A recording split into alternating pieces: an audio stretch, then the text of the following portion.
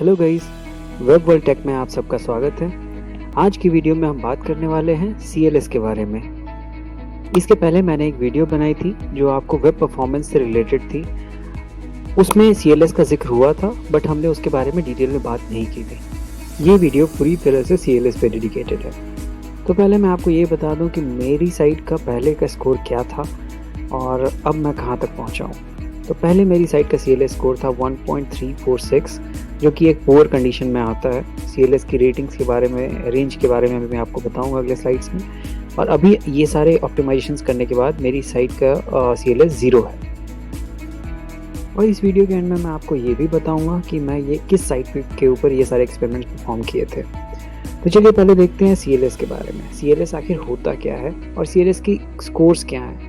तो आप देख सकते हैं CLS जब 0 से 0.1 के बीच में रहता है तब हम उसे गुड कहते हैं, और 0.1 से 0.25 इज़ मॉडरेट, और उसके बाद के जो भी रेटिंग्स आते हैं ये सारे पुअर स्टेट में होते हैं। अब हम इसको कैसे ठीक कर सकते हैं, CLS क्या होता है, हम इसके बारे में समझेंगे। So as per definition CLS is basically the visual stability of the page. Let's understand how.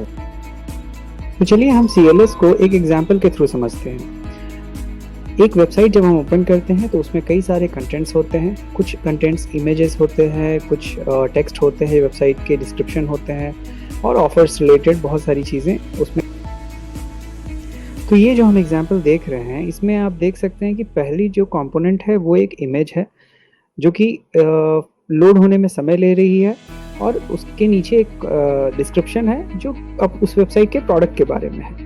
तो इस केस में क्या हो रहा है कि हमने इमेज की डायमेंशंस फिक्स नहीं किए हैं। इमेज की जितनी जगह वो लेगा डाउनलोड होने के बाद वो हमने फिक्स नहीं किया है, जिस कारण से जब वो इमेज डाउनलोड होता है तो हमारी टेक्स्ट जो है नीचे की तरफ शिफ्ट होती है। इसे हम कहते हैं लेआउट शिफ्ट। ये इम्प्लीमेंटेशन गलत माना जाता है CLS के एस्पेक्ट से। तो चलिए अब जब ये इम्प्लीमेंटेशन गलत है तो सही क्या है हम ये जानते हैं। तो एक सही CLS implementation exactly same scenario में कैसा होगा। जब आपने एक वेबसाइट ओपन की, उसका डिस्क्रिप्शन सेक्शन का स्पेस और उसकी पोजीशन फिक्स्ड होगी। इमेज जो डाउनलोड होने वाली थी ऊपर वाले सेक्शन में, उसका भी हाइट, विड्थ, डायमेंशंस फिक्स्ड होगा, और उसकी जगह भी फिक्स्ड होगी कि हाँ यहाँ पे इमेज आने वाली है और इतनी जगह वो लेगी। इससे क्या होगा, जब हमारे यूजर्स उसको यूज़ कर रहे होंगे वेबसाइट को, उस वेब पेज को, तो वो पेज शिफ्ट नहीं होगा, वो टेक्स्ट ऊपर नीचे जंप नहीं करेगा। और जब वो इमेज डाउनलोड हो जाएगी नेटवर्क बैंडविड्थ के हिसाब से, तो अपने आप वो अपनी जगह पे फिक्स रहेगी, जिसमें लेआउट में कोई चेंज नहीं आएगा। हर एलिमेंट अपने प्री डिफाइंड पोजीशन पे बना रहेगा। ये होती है करेक्ट इम्प्लीमेंटेशन, और इसी में CLS स्कोर काफ़ी अच्छा रहेगा। तो चलिए अभी हमने ये समझा कि CLS क्या होता है और क्यों। अब हम ये देखेंगे कि किस किस एलिमेंट्स के कारण हमारे लेआउट में शिफ्ट होता है और उसे हम कैसे पता कर। तो ये पता करने के लिए पहले आपके पास ऑप्शन है क्रोम डेवलपर्स टूल्स में ही आप मोर टूल्स में जाइए, और वहाँ पर एक ऑप्शन आएगा आपको रेंडरिंग सेलेक्ट करने के लिए। रेंडरिंग सेलेक्ट करने के बाद आपके नीचे सेक्शन में एक पैनल ओपन होगा जिसमें मल्टीपल ऑप्शंस होंगे रेंडरिंग से रिलेटेड। आप उसमें दो ऑप्शन सेलेक्ट करेंगे, layout shift regions and layout borders. ये करने के बाद जब आप अपने पेज को रीलोड करेंगे तो उसमें एक ब्लू फ्लैश आएगा, जिससे आपको पता चलेगा कि कहाँ पे आपके लेआउट और में शिफ्ट हो रहा है और कौन कौन से एलिमेंट ये शिफ्ट कर रहे हैं। इसके बाद दूसरा तरीका जो है, जो हमें अपने वेब पेज के एलिमेंट्स के शिफ्ट के बारे में बताएगा, वो है लाइट हाउस के ऑडिट रिपोर्ट्स के थ्रू। जब हम कोई भी ऑडिट परफॉर्म करते हैं लाइट हाउस में या पेज स्पीड इनसाइट्स में, तो उसमें जब आप नीचे स्क्रॉल करेंगे तो वहाँ एक सेक्शन रहेगा लेआउट शिफ्ट के बारे में। जब आप वहाँ पे देखेंगे तो वहाँ सारे सजेशंस मेंशन रहेंगे, जैसा कि अभी आप स्क्रीन पे देख पा रहे हैं कि कौन कौन सा एलिमेंट में शिफ्ट हो रहा है और कितना हो। तो अब हम ये देखेंगे कि किस किस एलिमेंट से लेआउट शिफ्ट हमारे पेज में बढ़ता है। तो हमारी चेकलिस्ट में पहला पॉइंट है इमेज विदाउट डायमेंशंस, जिसके बारे में हमने अपने एग्जाम्पल में भी देखा। दूसरा है एडवर्टाइजमेंट्स। तीसरा है डायनेमिकली इंजेक्टेड कंटेंट्स। चौथा है action waiting for a network response, और पांचवा है एक्सटर्नल लाइब्रेरीज। हम इन सब के बारे में एक एक करके ब्रीफली बात करेंगे। पहला आता है इमेज विदाउट डायमेंशंस। तो as per standard developers practice जो हम ट्रेडिशनली फॉलो करते हैं, हम एक इमेज की हाइट और विड्थ डिफाइन करते हैं एचटीएमएल एलिमेंट के साथ ही। ये सीएलएस के लिए काफ़ी अच्छा प्रैक्टिस है। ये प्रैक्टिस धीरे-धीरे चेंज हुई जब हमने रिस्पॉन्सिव डिज़ाइन को अडॉप्ट किया।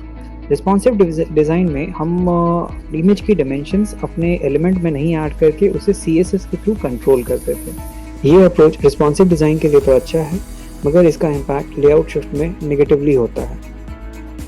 इसका कारण है कि हम रन टाइम पे रेंडर करते वक्त डिसाइड करते हैं कि कौन से एलिमेंट कितना स्पेस लेगी और उसके डायमेंशंस क्या होंगे, वो सीएसएस के थ्रू हम डिसाइड करते हैं। अगली चीज़ है एडवर्टाइजमेंट्स। हम देख सकते हैं कि कई साइट्स में कई बार एडवर्टाइजमेंट्स आते हैं अलग अलग जगहों पे, जो किसी ऑफर से रिलेटेड होते हैं या किसी भी चीज़ प्रमोशनल के तरीके के एडवर्टाइजमेंट्स होते हैं। ये सब एडवर्टाइजमेंट्स रन टाइम पे इंजेक्ट किए जाते हैं हमारे वेब पेज के अंदर, जिस कारण से लेआउट में फिर अंतर पड़ता है, जो सीएलएस के लिए ख़राब होता है। अगली चीज़ जिसके बारे में हम बात करने वाले हैं वो है dynamically injected contents. Dynamically injected contents कई तरीक़ों से होता है। हम इस एग्जांपल में आपको 3 तरीके बताएंगे जो बहुत कॉमन है हर साइट के लिए। पहला है आईफ्रेम इंजेक्शन फॉर बैनर्स, या फिर कोई भी और कंपोनेंट के लिए आईफ्रेम के थ्रू हम इंजेक्ट करते हैं उसे अपने वेब पेज में, जो कि गलत होता है। दूसरा आता है हमारे लिए ऐप इंस्टॉल प्रमोशंस। ये सिर्फ ऐप्स के लिए नहीं है, ये किसी भी तरीके के प्रमोशनल इंफॉर्मेशन के लिए है जो हम अपने वेब पेज पे इंजेक्ट करते हैं रन टाइम पे। और तीसरा होता है थर्ड पार्टी इंजेक्शंस। जब भी हम किसी भी पर्पस के लिए, या तो मार्केटिंग के लिए या किसी भी पर्पस के लिए किसी थर्ड पार्टी कंपनी या लाइब्रेरी का यूज़ करते हैं, तो वो रन टाइम पे हमारे वेब पेज में बहुत सारे स्क्रिप्ट्स और कुछ स्पेस इंजेक्ट करती है अपने प्रमोशनल चीज़ों को दिखाने के लिए। इस कारण से हमारा सीएलएस फिर बढ़ता है। अब अगली टॉपिक जो है जिसके बारे में हम बात करने वाले हैं वो है actions waiting for network response. चलिए इसे हम एक एग्जाम्पल के थ्रू समझते हैं। जब आप एक वेबसाइट ओपन करते हैं तो उसमें कई सारी एपीआई कॉल्स फायर होती हैं। ये सारी एपीआई कॉल्स वो डेटा प्रोवाइड करती हैं जो आपके वेब पेज के अलग अलग कंपोनेंट्स को रेंडर करने में मदद करती है।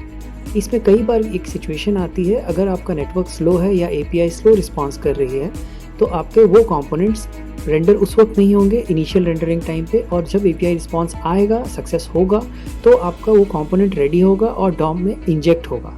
इस कारण से क्या होता है, रन टाइम पे आपका लेआउट शिफ्ट होता है।